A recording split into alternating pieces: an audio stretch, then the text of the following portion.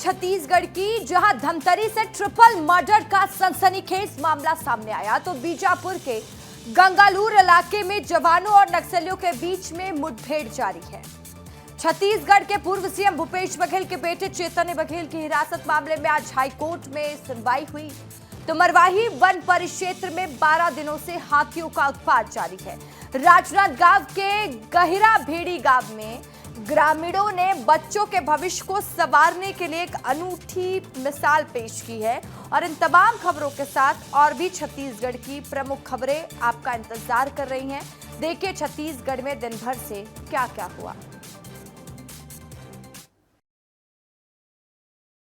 धमतरी में एक दिल दहला देने वाली घटना सामने आई है, जहां पे 3 दोस्तों की यहां पे मर्डर कर दी गई है। खबर धमतरी से, जहां ट्रिपल हत्या का सनसनीखेज मामला सामने आया है। रायपुर के 3 लोगों की बेरहमी से हत्या कर दी गई। तीनों युवक ढाबे पर खाना खाने गए थे, जहां मामूली विवाद ने हिंसा का रूप ले लिया। इस वारदात के बाद से इलाके में दहशत का माहौल है।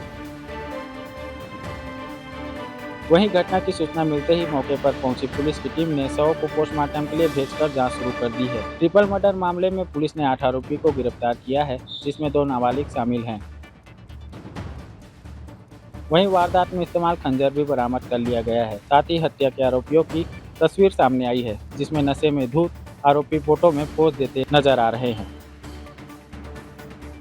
100 मीटर दूरी पर एक युवक को जो टायर की दुकान है वहां पास ले जाकर हत्या कर दी गई। लगातार इस तरीके से जो वारदात हो रही है उससे लोगों में आक्रोश नजर आ रहा है। अभिषेक मिश्रा, विस्तार न्यूज, धमतरी। बीजापुर के गंगालूर इलाके में जवानों और नक्सलियों के बीच मुठभेड़ जारी है। लगातार नक्सलवाद के खात्मे के लिए जवान डटे हुए हैं।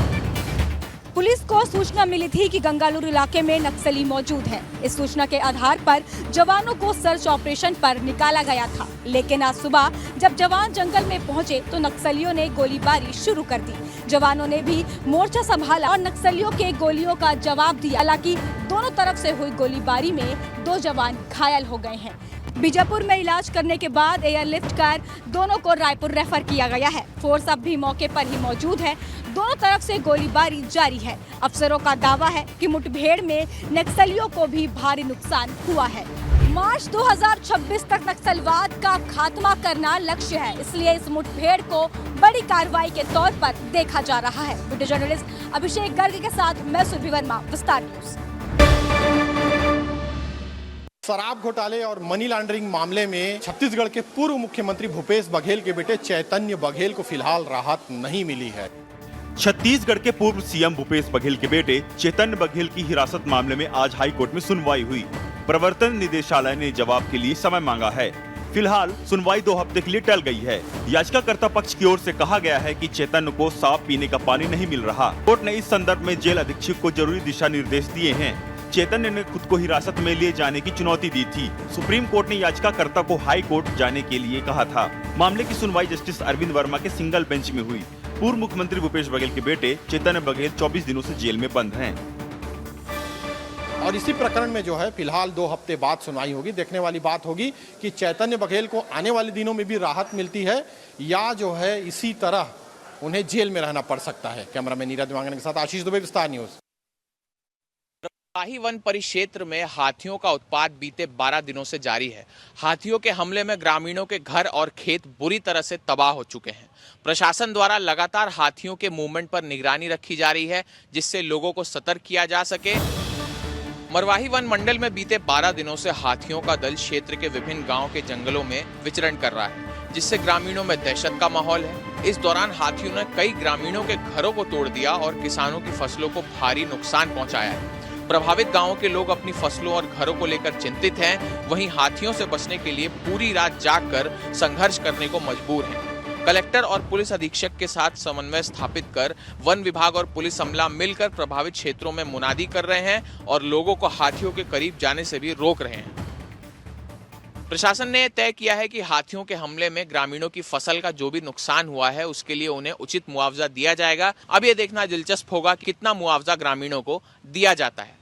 विस्तार न्यूज के लिए मैं आनंद सिंह, धन्यवाद। पबजी और फ्री फायर गेम का नाम तो आपने सुना होगा। इस गेम की लत के कारण बच्चे और उनके माता पिता काफ़ी परेशान है। इस गेम की लत के कारण बच्चों की पढ़ाई पर तो असर पड़ ही रहा है, इसके साथ ही उनके मानसिक स्वास्थ्य पर भी असर पड़ रहा है। इसी को ध्यान में रखते हुए छत्तीसगढ़ के राजनांदगांव जिले में बच्चों के माता पिता ने इस गेम को सामूहिक रूप से प्रतिबंध करने का ऐलान किया है। राजनांदगांव के गहिरा बेड़ी गांव के ग्रामीणों ने बच्चों के भविष्य को संवारने के लिए एक अनूठी मिसाल पेश की है। मोबाइल गेम्स, खासकर फ्री फायर और पबजी की बढ़ती लत को देखते हुए यहाँ के लोगों ने सामूहिक निर्णय लेते हुए इन गेम्स पर गांव में सामाजिक प्रतिबंध लागू कर दिया है। यहाँ के ग्रामीणों ने बच्चों की शिक्षा और मानसिक स्वास्थ्य को प्राथमिकता देते हुए ऐसा कदम उठाया है, जिसकी तारीफ हर ओर हो रही है। गांव में मुनादी करवा दी गई है कि यदि कोई भी बच्चा मोबाइल पर फ्री फायर या पबजी खेलता हुआ पाया जाता है तो उसकी माता पिता से 3000 का जुर्माना वसूला जाएगा। वहीं ऐसी सूचना देने वाले को 1000 रुपए का इनाम भी दिया जाएगा। राजनांदगांव के इस गाँव का यह कदम एक संदेश है उन सभी परिवारों और समुदाय के लिए जो इस मोबाइल गेम की लत से जूझ रहे हैं। जिले में एक परिवार के खिलाफ पूरा गांव एकजुट हो गया और लगभग 250 की संख्या में कलेक्टर के दरवाजे पहुंचकर उस परिवार के खिलाफ कार्यवाही की मांग की। बालोद जिले के अंतिम छोर में बसे डोंडी ब्लॉक के मरकाटोला गांव के 250 से अधिक ग्रामीण आज कलेक्टर और एसपी से मुलाकात करने पहुंचे। ग्रामीणों ने कलेक्टर और एसपी से मुलाकात कर एक परिवार के सदस्यों की शिकायत की। ग्रामीणों का आरोप है कि धर्म परिवर्तन करने वालों की तरह गांव में रहने वाले एक परिवार रामपाल के अनुयायी है, जो हिंदू रीति रिवाज और देवी देवताओं को नहीं मानते।